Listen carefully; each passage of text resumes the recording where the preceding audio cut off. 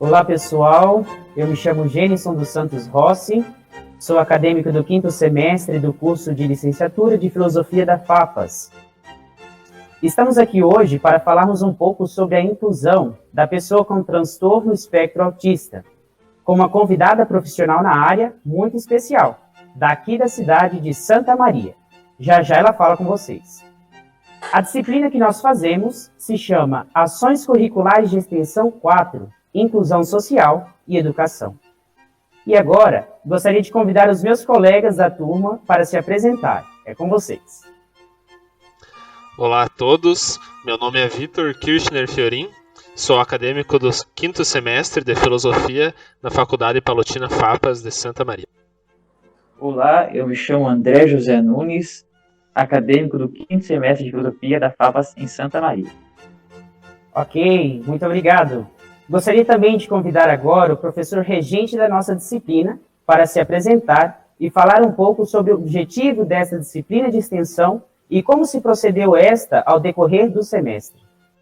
Olá pessoal, eu me chamo Douglas Orben, sou professor do curso de Filosofia da Faculdade Palotina de Santa Maria e nesse semestre estou ministrando a disciplina de Ações Curriculares de Extensão, Inclusão Social e Educação. Essa disciplina faz parte da matriz curricular do curso de Filosofia e integra o 5º semestre do nosso curso. Bom, essa disciplina é uma disciplina recente, foi incluída na matriz curricular há cerca de 2 anos, e o objetivo dela é tornar a extensão, ela é uma disciplina voltada para a extensão. Então, o objetivo dela é tornar a extensão parte integrante do currículo do curso. No ensino superior, nós temos 3 grandes princípios: o ensino, a pesquisa e a extensão. O objetivo dessa nossa disciplina, portanto, é fomentar a extensão, ou seja, o conhecimento produzido dentro da universidade, de alguma forma, tem que interagir com a comunidade, tem que produzir algo que possa contemplar aqueles que convivem, que estão ao redor da nossa instituição. E desse modo, dentro dessa proposta, essa disciplina tem como um dos seus principais objetivos levar a discussão que possa envolver inclusão social e educação especial para a comunidade. Por isso, a ideia da produção deste podcast. O objetivo é justamente difundir o conhecimento sobre o transtorno de espectro autista para a comunidade santamariense. Então, a nossa disciplina teve 2 partes. Inicialmente, nós fizemos uma discussão mais teórica sobre o tema da inclusão, sobre a educação especial, sobre diferentes formas e práticas pedagógicas. E na segunda parte da disciplina, contemplando esta ideia de produzir um material audiovisual, que possa levar conhecimento para fora da universidade, surgiu a ideia da produção deste podcast sobre o transtorno de espectro autista. Então, é um prazer tê-los aqui conosco e esperamos que este material possa, de fato, produzir conhecimentos e informações relevantes sobre esse assunto. Valeu, professor Douglas. E agora eu vou apresentar a nossa convidada, é a Cristiane Kubaski. Ela é daqui da cidade de Santa Maria e a formação dela ela é educadora especial, psicopedagoga, neuropsicopedagoga, especialista em ensino estruturado para pessoas com TEA, especialista em intervenção precoce, mestre em educação e também tem treinamento no 5 Day nos Estados Unidos, pós-graduada em ABA para TEA. E agora eu passo a palavra para a Cristiane Kubaski, ela que é diretora da clínica Mundo Novo. Olá, tudo bem com vocês? Eu fico muito feliz em estar aqui conversando um pouquinho sobre autismo com vocês, porque, como foi falado, eu sou diretora do Mundo Novo Educação Especial. que é um centro de atendimento para pessoas com autismo. E é muito pertinente a gente estar falando sobre isso, porque se nós pensarmos que 1 a cada 54 nascimentos vai receber esse diagnóstico, esse número é muito grande, né? Então, quanto mais a gente conhecer, melhor vai ser para as pessoas com autismo, para nós e para a sociedade em geral. Hoje, o autismo é conhecido como um estilo cognitivo diferente. Então, a gente tem que conhecer esse estilo cognitivo para poder lidar melhor com essas pessoas. Então, é um prazer muito grande, agradeço o convite e estou aqui para falar um pouquinho do meu trabalho. Certo, então seja muito bem-vinda.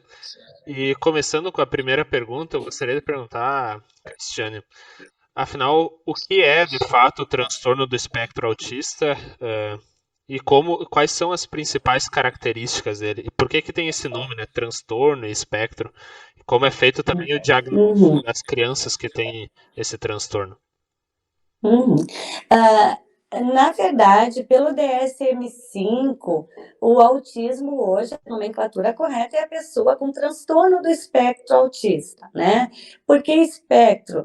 Porque tem uma variedade muito grande, né? Tem pessoas com autismo com comprometimento maior e outras com menos comprometimento. Então, a gente tem os níveis, né? Nível 1, nível 2 e nível 3. O que define o autismo? São déficits em 2 áreas. Na habilidade de sociocomunicação e no comportamento. Uma pessoa que tem dificuldade na comunicação vai ter dificuldade na interação social, né?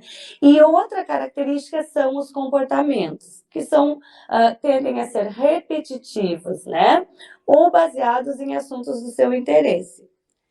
O diagnóstico de autismo, ele é realizado por meio da observação do comportamento da criança, do seu desenvolvimento. E para isso é muito importante a coleta de informações com os pais. Ainda, infelizmente, não há um exame de sangue, um exame médico para diagnosticar o autismo. Mas existem algumas escalas que a gente usa, né, que servem para o diagnóstico e para o rastreio dessas características. E elas devem ser aplicadas por profissionais que tenham conhecimento, né, no transtorno. E a gente deve lembrar que o diagnóstico sempre é realizado pelo médico, né? Ou um neuropediatra ou psiquiatra infantil que realiza esse diagnóstico, levando em consideração a anamnese realizada com os pais e essas escalas que existem, que são realizadas por outros profissionais. Existem muitas características, né, que a gente pode observar, até para fechar um diagnóstico. Desde bebê, né? São bebês que têm um desenvolvimento um pouquinho diferente. Quais são as principais características, então, quanto à comunicação, a interação social e o comportamento desses bebês?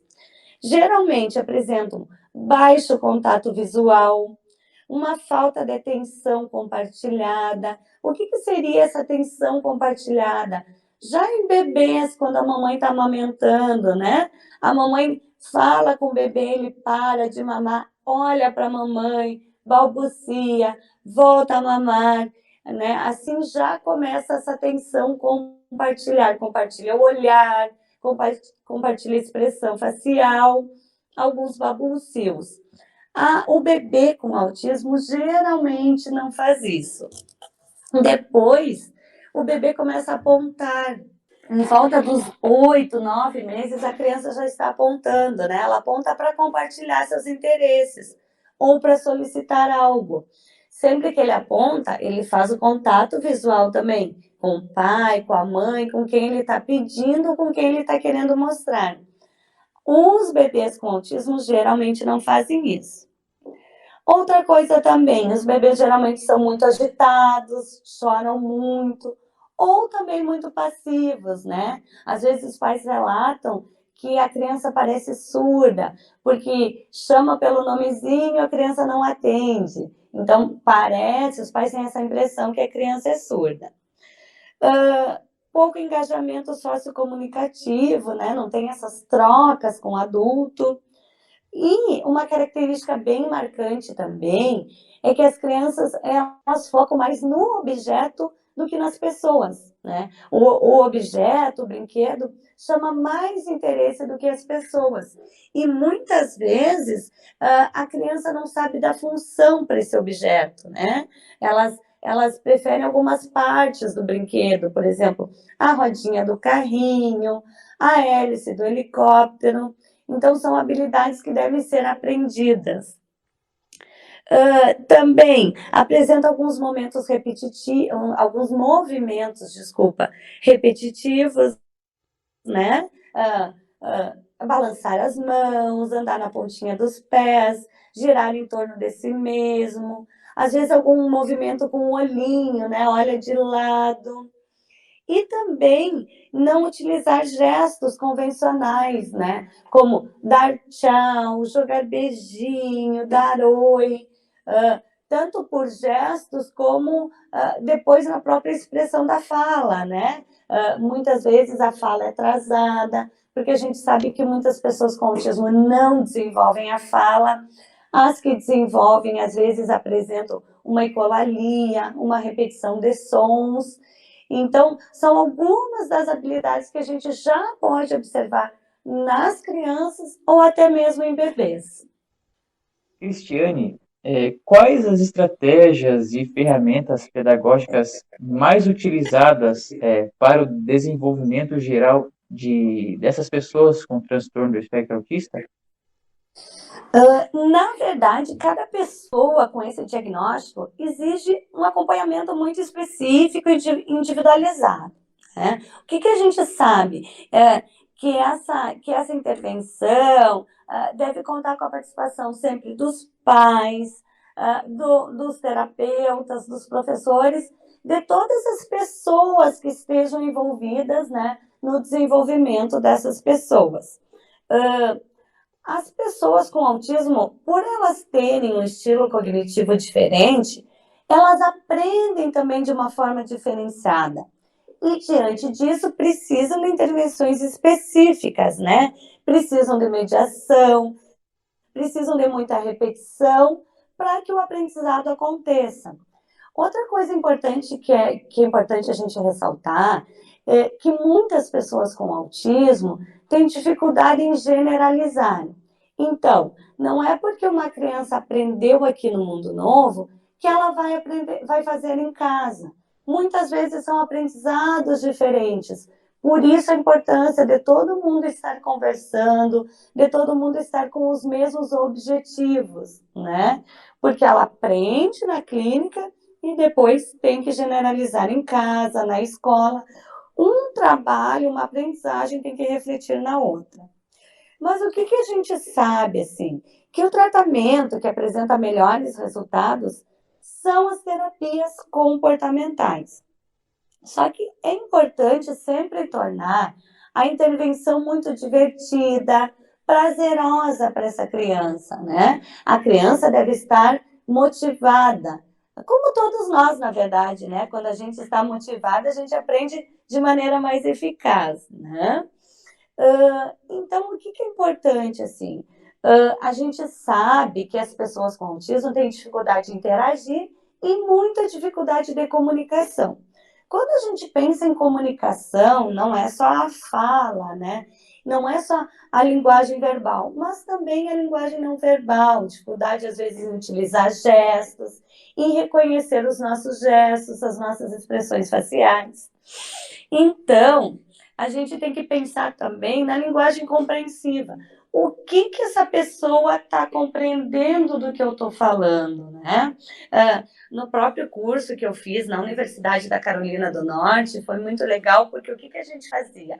A gente observava os terapeutas trabalhando. Depois a gente avaliava essa criança e, a partir da avaliação, a gente criava atividades para desenvolver aquilo que a criança precisava, né? Que estava em prejuízo na criança. Então, o que a gente tem que ter em mente? A primeira coisa para a gente trabalhar com uma pessoa com autismo é fazer uma avaliação. Existem muitas avaliações formais, né? Que os profissionais têm que ter capacitação para fazer. Mas também existem as avaliações informais, né, que a gente observa, principalmente esses déficits do autismo, a interação social, a comunicação, o comportamento.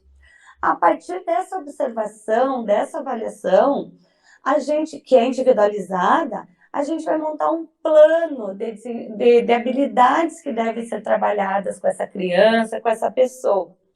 Então, a primeira coisa que a gente tem que observar, como eu estava falando, é o que essa criança compreende.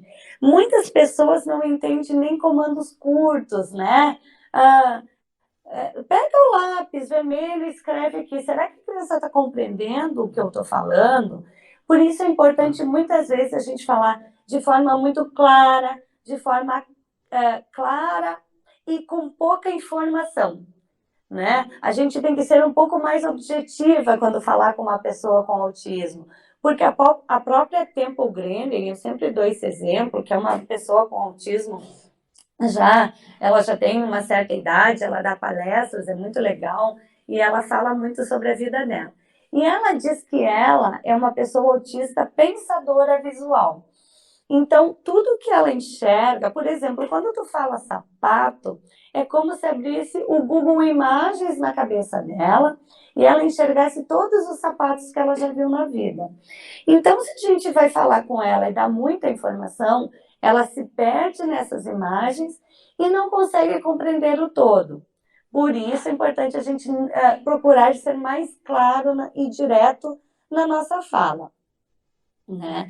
Então também é importante a gente pensar que quanto antes por que a gente luta tanto pelo diagnóstico precoce? Porque quanto antes a gente começar a intervenção, melhor vai ser para essa criança, melhores serão os resultados obtidos, né? A gente tem que lembrar que o autismo é uma condição que dura para a vida toda, né? Então, sempre vai mudando a demanda daquela criança. A gente vai atingindo aqueles objetivos e vão vindo outros. Mas algumas coisas são bem importantes. Por exemplo, a gente tem que apostar muito na previsibilidade. Por quê? Porque a previsibilidade diminui a ansiedade.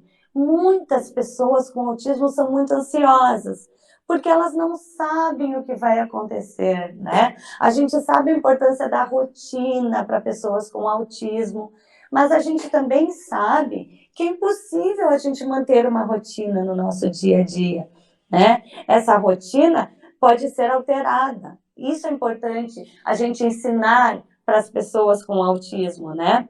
Mas sempre que a gente puder antecipar o que vai acontecer, vai ser mais tranquilo, vai diminuir a ansiedade dessas pessoas. A gente trabalha muito com agendas. Eu faço no meu dia a dia, né? Eu chego aqui no Mundo Novo, eu escrevo tudo que eu tenho que fazer durante o dia. Por quê? Porque eu me organizo assim. Aí eu venho aqui e risco o que eu já fiz. E para as pessoas com autismo, isso é muito importante também. Eles saberem o que vai acontecer durante o dia.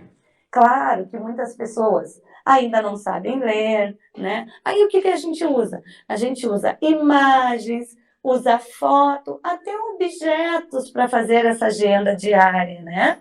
Para a criança compreender quais as atividades, quais as tarefas, quais os compromissos dela nesse dia.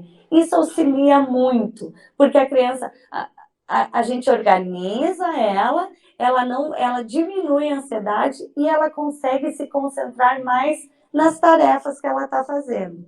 Então, a gente usa muito esse recurso de apoios visuais, né?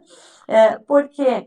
Porque o visual vai auxiliar na compreensão dessas pessoas. E como eu falei, esse visual pode ser foto, se a criança já consegue compreender o que é a foto, pode ser imagem, pode ser escrita, se ela já lê, ou os objetos concretos, né? Por exemplo, aqui no Mundo Novo, se a criança ainda não compreende imagem, a gente usa uma pecinha da atividade que ela vai fazer. Aí ela olha e sabe que aquela pecinha é daquele jogo, é daquela brincadeira. Isso é bem importante. Também, outra coisa que é bem legal é usar o interesse da pessoa, né? Porque a gente sabe que muitas pessoas com autismo têm interesses restritos. Então, se a gente consegue usar esse interesse para engajar a criança na brincadeira, na atividade, vai ser muito mais produtivo, né? A gente diz que a gente segue a pista da criança. Se ela gosta muito de dinossauro, por que não trazer o dinossauro, né? Olha que legal! Como que o dinossauro faz? Então, no momento que a criança consegue se engajar na atividade, eu dou uma demanda. Aí eu trago aquilo que eu quero trabalhar com ela. Então, o que a gente sabe também? Que as pessoas com autismo respondem muito bem aos sistemas organizados. O que seria isso? A gente trabalhar com uma organização do ambiente e estruturar as atividades de acordo com o nível de compreensão das pessoas. Por quê? Por exemplo, quando eu estou fazendo avaliação, eu coloco muitos brinquedos na sala. O que acontece com todas as crianças? Elas mexem em todos os brinquedos, mas não brincam com nada ainda. Por quê? Porque elas não sabem ainda brincar, né? Geralmente a gente tem que ensinar.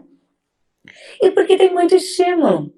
Então acaba que ela pega tudo aquilo ali e não consegue se concentrar em uma coisa só. Então, a gente trabalha com uma estrutura dessa sala, né? Que o ambiente deixa a criança mais calma, mais tranquila, mais organizada. E da mesma forma que as atividades. Lá nos Estados Unidos, eles falavam muito que a atividade tem que conversar com a criança. Porque muitas vezes a gente vai tentar explicar aquela atividade e a criança tem uma dificuldade na compreensão. Então, se a atividade for autoexplicativa, vai facilitar muito a compreensão e a execução da atividade, da brincadeira, da tarefa. Nós queremos agradecer a Cristiane Kubasky pela presença aqui em nosso podcast. Muito obrigado pela sua disponibilidade, por nos falar sobre este assunto tão caro para nós, né, enquanto sociedade, que diz respeito ao processo de inclusão da pessoa espectro autista. Muito obrigado, Cristiane. Eu que agradeço, um abraço a todos.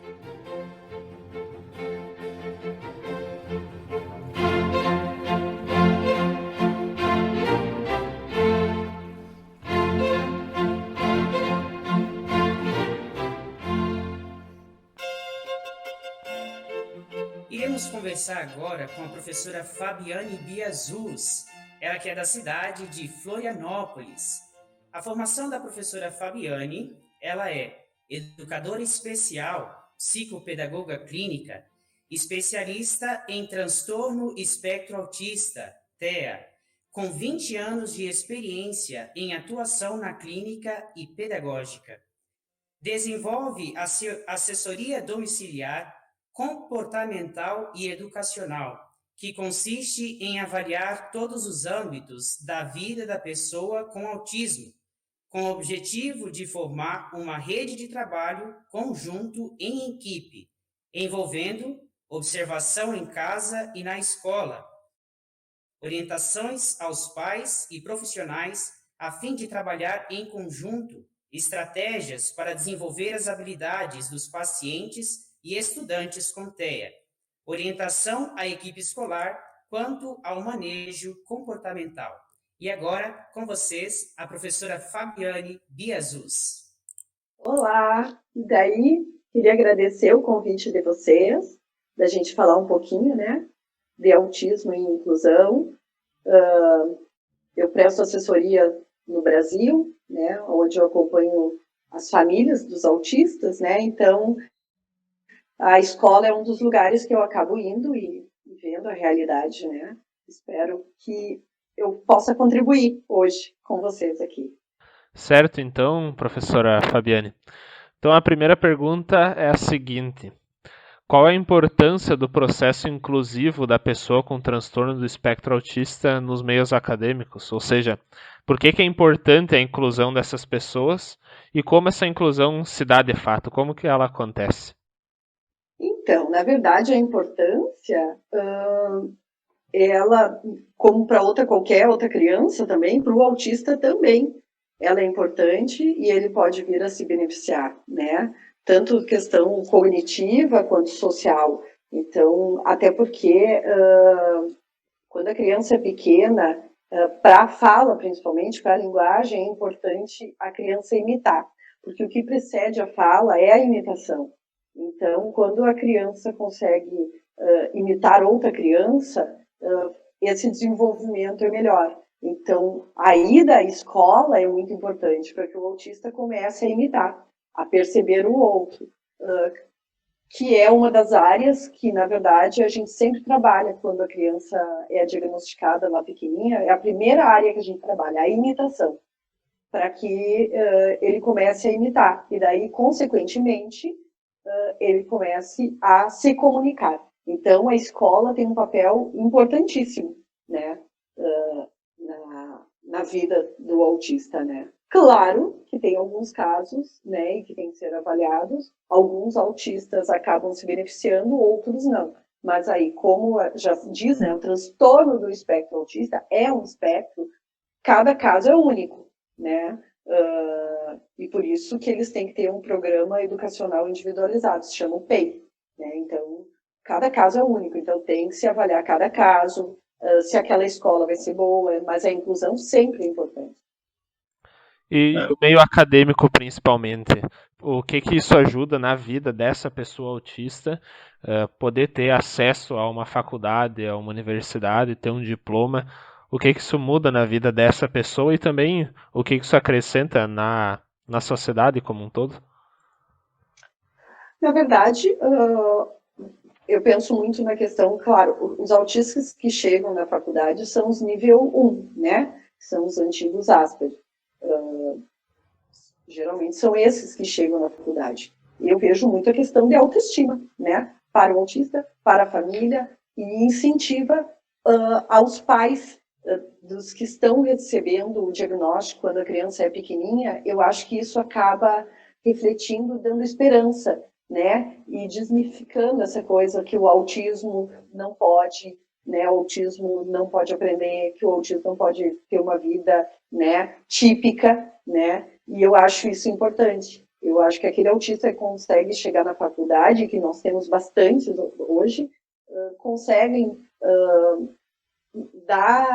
eu acho que dá uma luz para as famílias, dá uma luz para profissionais, de que quanto mais cedo a gente trabalhar com eles, quanto mais cedo a gente estimular, fazer a intervenção, vai ter um prognóstico bom. Então, eu acho que é por isso a grande importância, né? Claro que hoje a gente tem dificuldade em relação à inclusão, né? Se por um lado a gente tem um aparato legal que garante a educação escolar deles, tanto municipal quanto estadual quanto federal, nós temos uma realidade educacional hoje que se encontra muito distante, né, do que se pode oferecer, né? Ainda eu viajo bastante e vou nas escolas e vejo muito isso, essa dificuldade ainda, a inclusão ainda não é uma inclusão perfeita ainda, né? Mas tem esperança, mas já melhorou bastante. Professora, eu gostaria de fazer uma pergunta mais ou menos nesse sentido. A gente sabe que há muitas discussões sobre inclusão escolar. Você tem uma larga experiência nessa área da inclusão, sobretudo com alunos com transtorno de espectro autista. Bom, você já mencionou que há muitos casos de inclusão, casos bem-sucedidos de inclusão. A minha pergunta quais são os maiores desafios para o processo de inclusão, e, sobretudo, para alunos com transtorno de espectro autista? Olha, cada caso é um caso, né? Então, assim, seria difícil eu dizer algo assim específico, mas eu vejo hoje muito falta formação para professor. Apesar de muito tempo a lei está aí, ainda não tem profissionais, professores, coordenadores e outros profissionais da escola, não tem formação adequada ainda, né? E acabam não fazendo esse programa educacional individualizado, né, para aquele autista, acabam sempre fazendo mais a parte social e não a questão do conteúdo. Então, eu ainda vejo isso. Eu vejo essa dificuldade de avaliar aquele autista e fazer este programa para ele, entendeu? O que ele precisa, o que aquele menino ou aquela menina precisa, né? Eu acho que aí está o grande problema. Enquanto a gente vê o autista como o autista na escola e não vê um aluno, o 24º, o 25º, né? Fica difícil.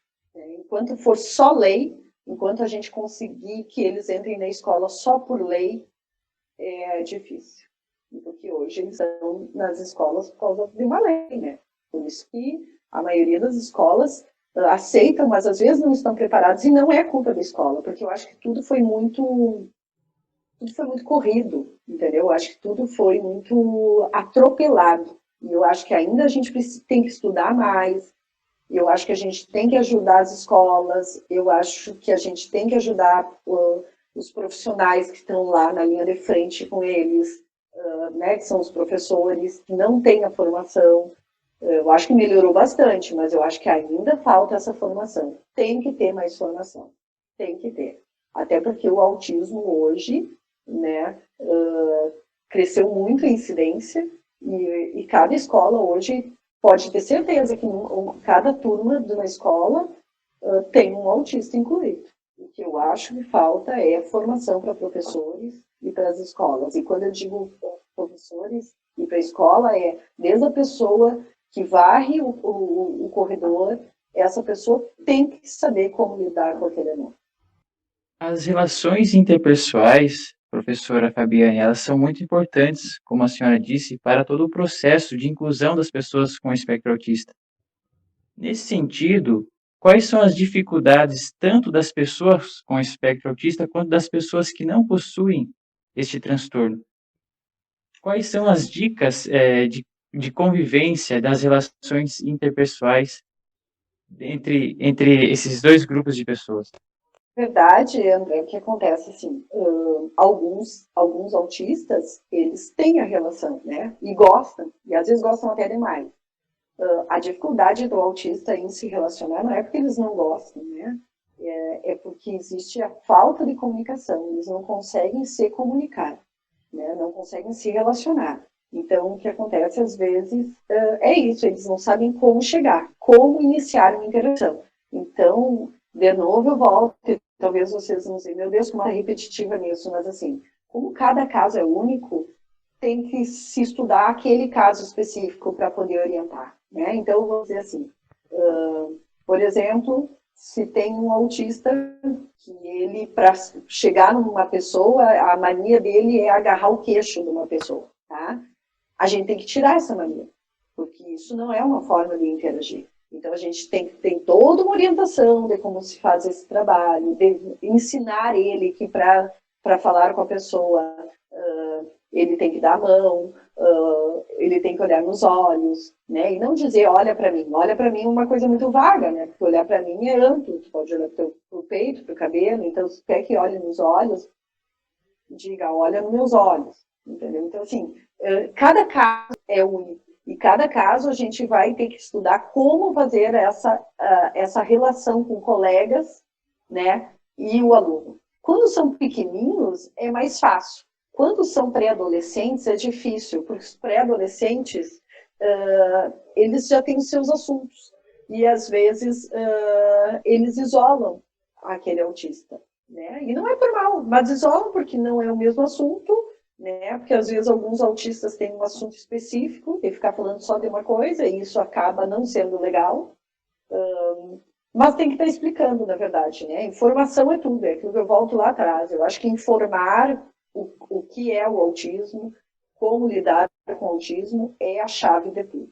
Principalmente para colegas, professores e funcionários da escola. Professora, e nesse sentido, qual a importância do diagnóstico? Como nós sabemos, o autismo é um transtorno de largo espectro, né? Ele pode ter várias manifestações. Há muitos casos de pessoas, de alunos, crianças ou adultos com autismo sem diagnóstico? E qual a importância do diagnóstico e do diagnóstico precoce no caso do transtorno de espectro autista? O diagnóstico precoce é tudo, né? Então, hoje é a coisa mais importante, porque o que a gente se provou já? Quando se tem um diagnóstico precoce, existe uma intervenção precoce. É como se o cérebro dos autistas fosse uma argila. Quanto mais cedo a gente moldar essa argila, né, os comportamentos melhoram. E os comportamentos estando bom, o desenvolvimento também flui. Então, o diagnóstico precoce contribui muito para a intervenção precoce. Uma coisa puxa a outra. Se hoje o diagnóstico está bem melhor, assim, né? Na verdade, por isso que deu esse boom de autista, porque tem muito diagnóstico. Tem muitos adultos com diagnóstico, sem diagnóstico, que são nível 1, né? E que não tem diagnóstico, mas que a gente conhece e olha, e eu tenho muitos pais que são autistas, pais das crianças, né? Mas como são leves, na época não foram diagnosticados. Mas tem bastante. Mas ainda falta, eu acho que ainda existe uma demora, né? Acho que ainda existe uma demora para fechar o diagnóstico. Mas o legal que está acontecendo hoje é que o médico, ele não fecha o diagnóstico, mas ele sempre diz, olha, não vou fechar o diagnóstico, mas vamos começar a fazer uma intervenção. Né? Independente do diagnóstico, tem algum atraso. Então, se uma criança de 2 anos não está falando, existe um atraso. Não significa que ela seja autista, mas existe um atraso. E tem que ser trabalhado. Então, assim, o diagnóstico é importante para a questão da intervenção. Professora Fabiane, nós queremos agradecer, então, a sua presença aqui em nosso podcast e também pela sua disponibilidade para estar aqui conosco. Muito obrigado por nos falar sobre este assunto que é muito importante para todos nós. E que possamos, cada vez mais, falar sobre a inclusão, este assunto que é tão importante para nós e também para a sociedade. Então, eu queria agradecer vocês, dizer que vocês estão de parabéns por essa iniciativa, né, do podcast. Eu acho super importante, a gente tem que falar de autismo, e vocês estão fazendo o papel de vocês. Então, muito obrigada pelo convite, espero que gostem, e muito obrigada.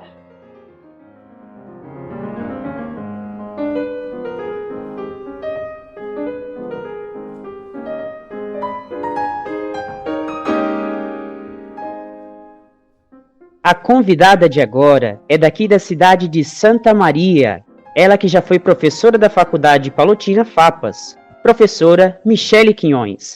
Um pouco da sua formação acadêmica. Ela tem mestrado em Educação na Universidade Federal de Santa Maria, especialização em Educação Especial, Deficiente e Audiocomunicação, também na Universidade de Santa Maria, UFSM, graduação em Letras Libras, na Universidade Estadual do Oeste do Paraná, Unioeste Cascavel, Brasil. Graduação em Educação Especial, RAB e DEF, Audiocomunicação, Universidade Federal de Santa Maria, UFSM. Seja muito bem-vinda, professora Michele. Olá, obrigada pelo convite, por podermos dialogar, né, com relação a esse tema tão importante que é a inclusão de pessoas com espectro autista. Bem, conforme a tua breve explanação do meu currículo, Jenison, eu tenho, então, uma formação voltada para a educação, trabalho já há um bom tempo no ensino superior, e, atualmente, trabalho na UFN, que é a Universidade Franciscana de Santa Maria. Professora Michele, como se dá o processo de inclusão de acadêmicos com transtorno de espectro autista e quais as principais diferenças dessa inclusão de alunos com TEA entre os ensinos básico e superior? Bem, quando nós falamos em ensino superior, nós temos que pensar que adentrar, né, entrar no ensino superior é um sonho para muitos jovens, né, que é nós pensarmos em dar, né, uma continuidade, entrar para o mercado de trabalho, ter uma vida mais autônoma, poder se sustentar. Então, é uma idealização que todo jovem tem. E o jovem, né, com espectro autista também, né, pode ter esse sonho, e ele tem esse direito de estar nesse espaço, no ensino superior, porque a educação especial, ela é transversal, né, ela vem da educação infantil até o ensino superior. E nós pensarmos na inclusão no ensino superior, de modo, né, mais amplo, pensando em todas as deficiências, todas as especificidades, ainda é um desafio, porque se nós formos levar em consideração o censo, né, de 2018, no ensino superior, tanto instituições privadas ou, né, estaduais, federais, públicas, tem em torno de 1.532, né, acadêmicos que foram declarados, tá? Isso conforme o censo. Só que a gente sabe que essa não é a realidade, porque muitos talvez estejam no ensino superior e não se declararam como tendo espectro autista, o que dificulta muitas vezes a acessibilidade desse acadêmico.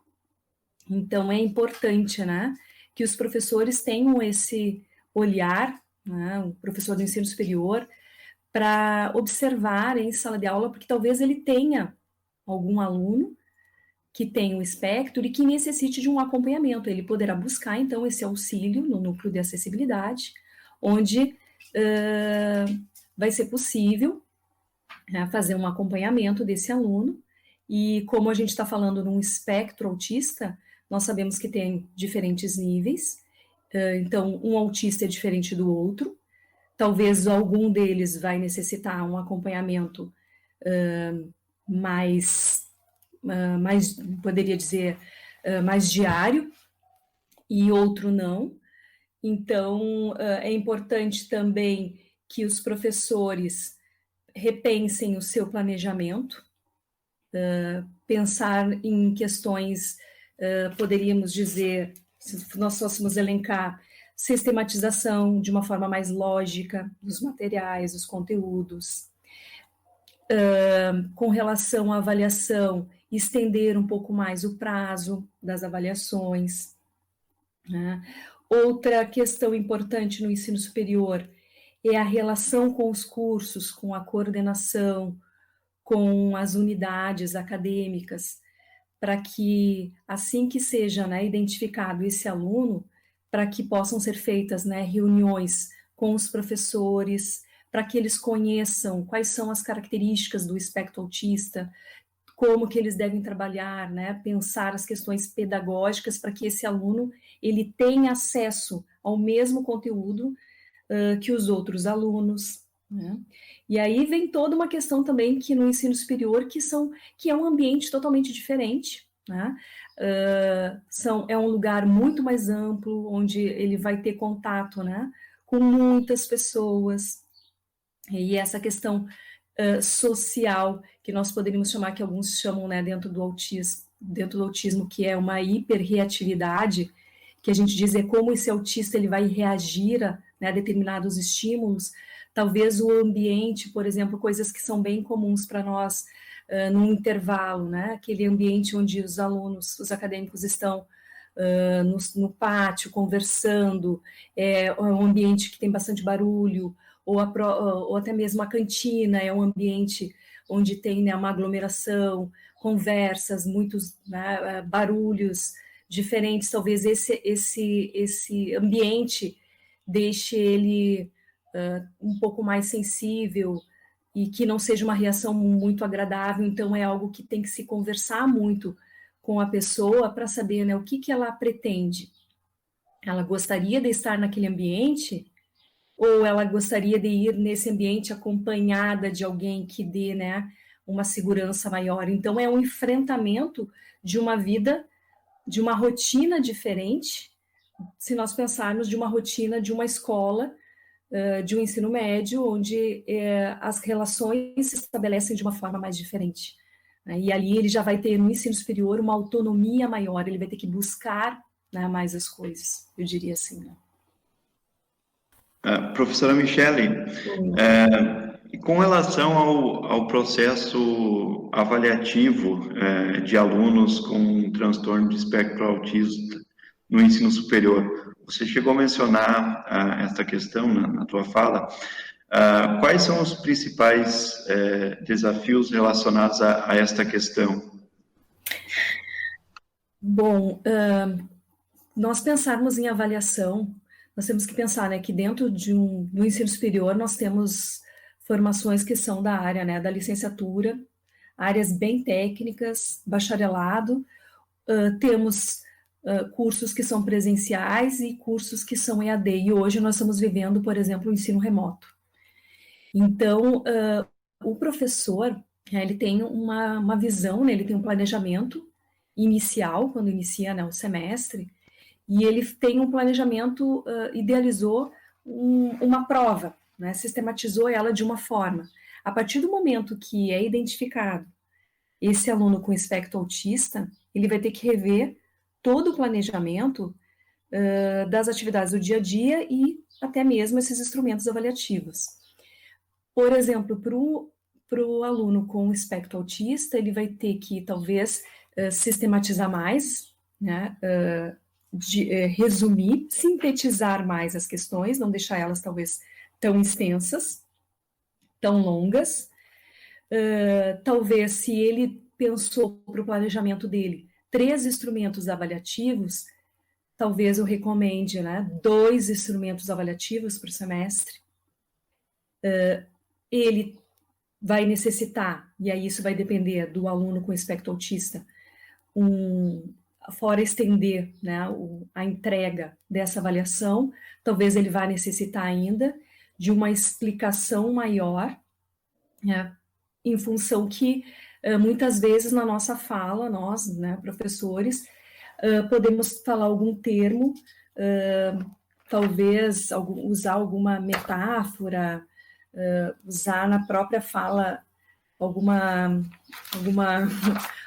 terminologia que seja mais abstrata e que vai ser necessário uma explicação maior, fornecer mais recursos, mais pistas, eu diria assim, para que esse aluno compreenda o que está sendo, né, o que está sendo dito, o que está sendo falado. Né? Porque, por exemplo, numa aula, são muitas informações. Né? Talvez ele sistematizou uma aula com um slide onde tem muitas informações. Talvez ele tenha que repensar essa organização do próprio slide. Não trazer coisas, talvez, novas ali, porque isso, talvez o autista, ele tenha, né, que quando a gente fala que tem que se trabalhar bastante com a rotina e antecipar, né, tudo que vai ser feito, talvez se ele trouxer um tópico novo, um conteúdo novo, isso não vai ser compreensível para essa pessoa do espectro, né? Porque ele pensou, talvez, que o professor fosse trabalhar 2 unidades, né? Fazer 2 discussões. Se ele trouxer uma terceira, talvez isso já cause nele uma ansiedade, né?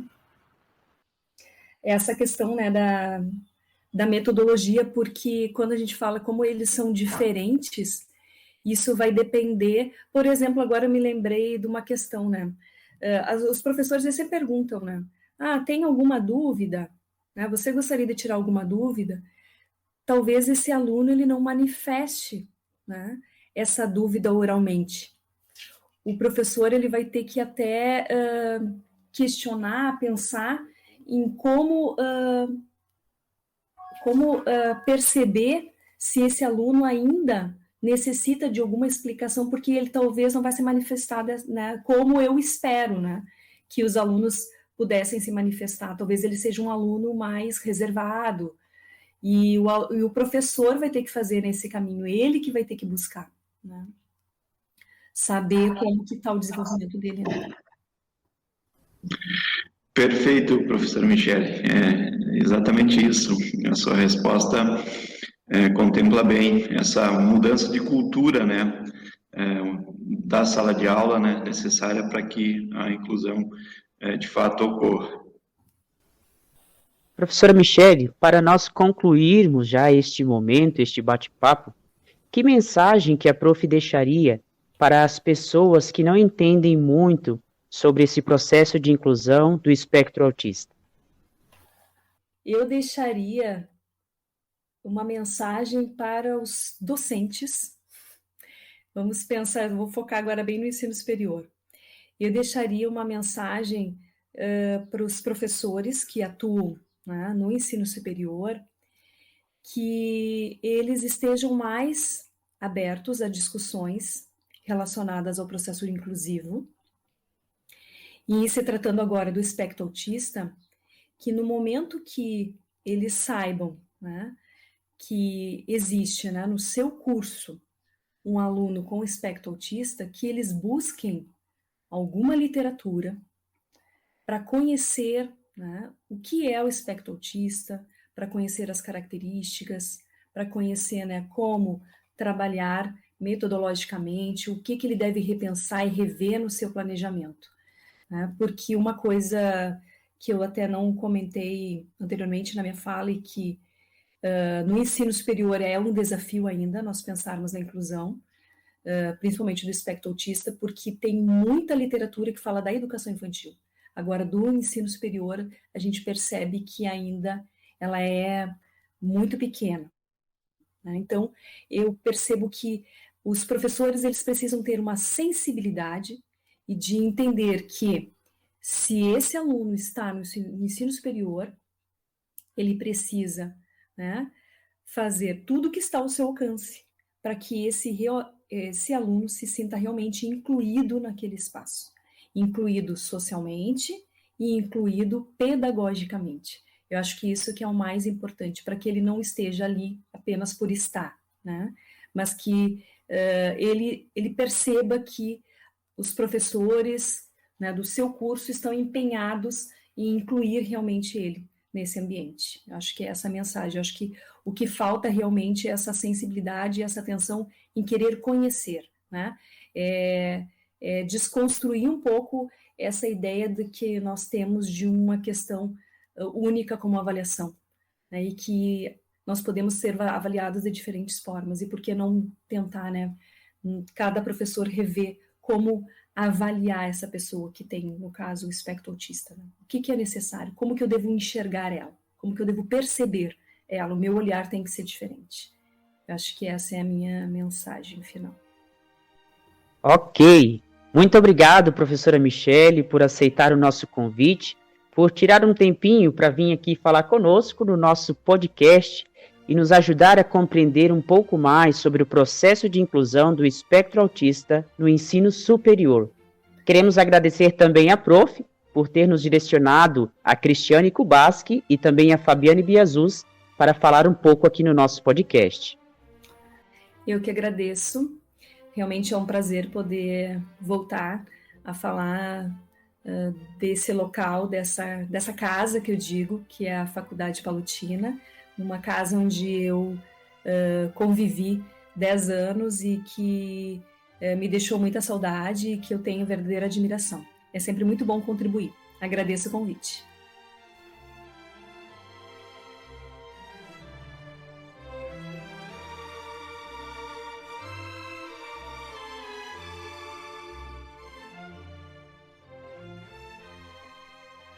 Então, chegamos ao fim do nosso encontro, do nosso bate-papo sobre inclusão. Gostaríamos de agradecer a presença de todos os nossos ouvintes que nos acompanharam aqui no nosso podcast. O nosso muito obrigado às professoras Cristiane Kubaski, Fabiane Biazus e a professora Michele Quinhões, que se disponibilizaram a baterem um papo aqui conosco neste nosso podcast. Gostaríamos de agradecer também à Faculdade Palotina por nos oportunizar esta disciplina de extensão, inclusão social e educação. E também ao nosso professor Douglas Orbe, que nos orientou ao decorrer deste processo. Eu gostaria de agradecer às professoras que se disponibilizaram a contribuir conosco para a construção deste material, deste podcast.